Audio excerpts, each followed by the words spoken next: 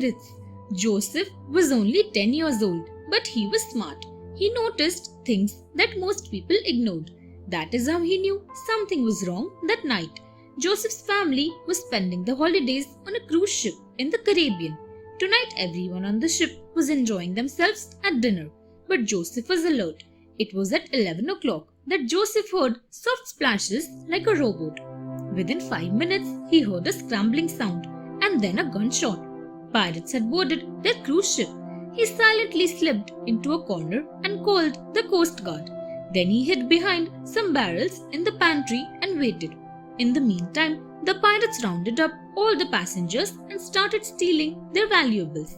It seemed as though they would get away with it. When the Coast Guard arrived at last, everyone was relieved when the pirates were arrested and thanked Joseph for saving them all. Buried treasure. Penny had grown up in an orphanage and had no idea who her family was. One day she got a letter and a map that said, "Follow the map to find your family's treasure." Following the directions on the map, Penny found herself in a barren field. She had just begun to dig when a girl who looked just like her came there. The girl was Polly, and she too had received a map that led her there. Together, they started digging, wondering what this mysterious treasure could be.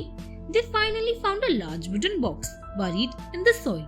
When they opened it, they saw photographs, letters, and jewelry. They were sisters. Reading through the letters in the box, they found that their parents had died soon after their birth, but had hidden this box for the girls. The girls were delighted, but they always wondered who sent them the maps. Adventure underwater.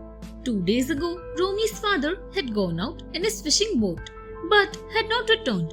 So Romy decided that he would look for his father himself. Before his mother could stop him, he took his little boat and set sail.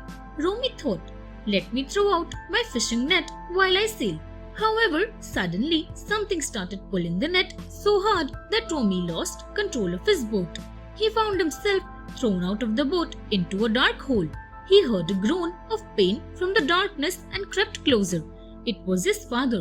Romy's father told him that they were inside the stomach of a giant fish. Romy had a bag of pepper in his pocket, so he tossed it up the fish's nose. The fish gave a violent sneeze, throwing the Romy and his father out into the sea.